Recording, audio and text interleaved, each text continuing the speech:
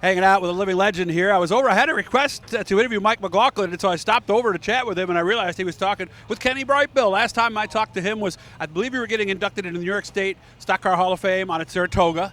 I remember we chatted quickly there. Yep. Still kept racing after that. Last time he raced was 2017, started his career in 1968. He estimates somewhere in the range of 500-plus wins. First of all, Kenny, how are you doing? Oh, everything's been good. Can't complain. Could be a lot worse. Health is good. You're happy. Yep, everything's all that good. Stuff? Yep. Okay. And I know we can't get into some of the stories you were just telling Mike over there, but oh my goodness, some of these were unbelievable. I guess I'll just preface with this. Sounds like Richie Evans had a lot of fun. Richie sure had fun. He used to race hard and he partied hard. And you guys met up at some point, well, right? When we were down at Daytona during Speed Week, we'd always run into him or knew where everybody hung out, and we go there after the races. It was different then, though, wasn't it? Yeah, everything was a lot different back in the late 70s, early 80s. Mm-hmm. And you and I were talking. I mean, I got started in '90. I remember they'd have to turn the lights off to get everybody to leave after the races. Was it that way pretty much your whole career? Pretty much the whole career. Like when we raced at Reading, a lot of times the sun come up in the morning until we got out of there. Somebody always had a birthday or had a half a keg of beer on, and so everybody partied till morning. And I understand, I can't remember who said it, but I guess you knew Roger Phelps pretty well, and a lot of those stories involve Roger? Yeah, I knew Roger from coming up to Fulton and different places and racing with him over the years. Out of those 500 wins, are there one or two maybe that jump out? Like if somebody were to say, what was the best thing you ever did in racing? Do you know what? Is there one that jumps out? Well, you could say they were all good. Probably one of the best ones would have been your first win that you got. Mm-hmm. And later on, we had a couple really good ones, which was we had a number of Daniel Boone 100 wins at Reading, 200 win at Flemington, number of wins all over, big ones. But the two biggest ones were Nazareth in '83, the 50,000 to win, and Syracuse in '88. Where I was running for Blue Hen, and we won Syracuse. Okay. How did 2017 go? That was your last season, running one of those speedsters. We probably ran about, I'm guessing around 16 races they run during the year, and we had a couple top 5 finishes there at the end there. And, it was good. You know, they were the smaller cars. They were like a midget. Yeah. Cheap midget is what they were, and it's a lot of good racing. I'm surprised. What are you, 6'3"? 6'1". 6'1". Oh, okay. You looked tall. I guess I guess I'm down a hill a little bit. No problem fitting in those cars? Actually, they were easier getting in and out of than the modified. Really? Okay. Yeah, because it is kind of awkward. Modified, you got to crawl through all the sheet metal to get in there. Where them things, you could just step in and stand up and sit down. Let's go back in time to 1968. How old were you then? 20 years old. Okay, so what brings 20-year-old Kenny Brightbill to get a race car? Well, I used to go to Reading. My sister used to take me when I was a kid. And this is going back to '56. And we hardly missed any races. And then for about 2 years, and then I didn't get to go till I was like 16.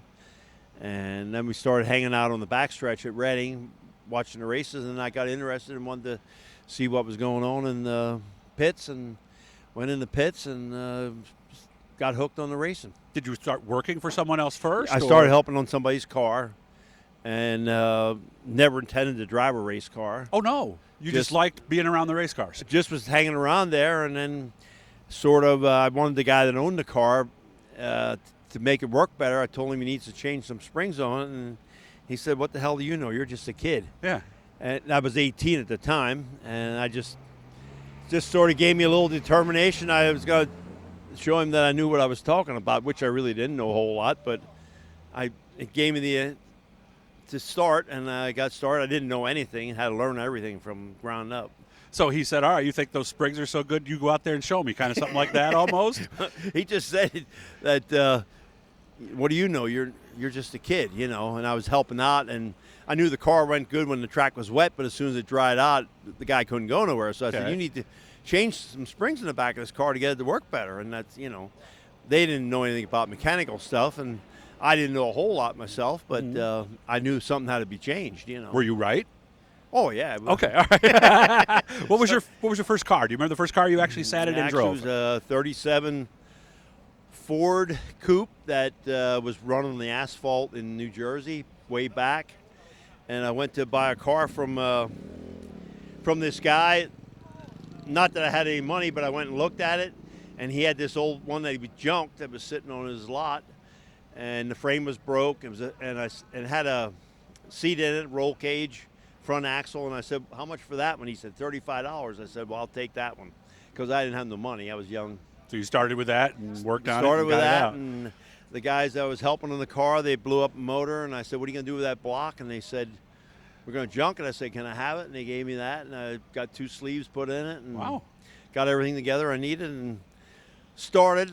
I mean, I ran Reading the first year probably 20 times, and I qualified 1 time. That's it. Okay, so success. But I had a Grandview motor in at the time, which was only a 318 cubic inch with a 4-barrel, and the other guys running had 350s with fuel injection, and they were just starting the big blocks at that time too. I see. So I was way under par, but I knew at some time I wanted to run there. When was your first win?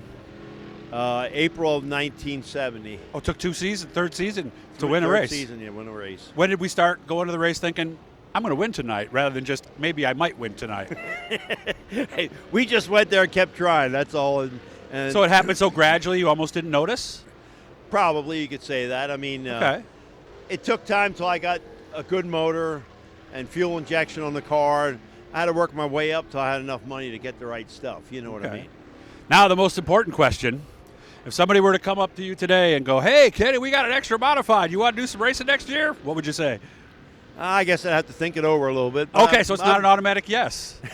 I guess I was expecting a different answer. I'd have to think about it if I tried it. And yes or no? What would you say? There's more. I was just when I stopped, I was just getting tired of all the work on the cars. I understand that. You know, you're in the shop every night of the week, and you know, so I just and you can't get nobody to help no more. Yep. And that was one of my big problems when I quit modifieds.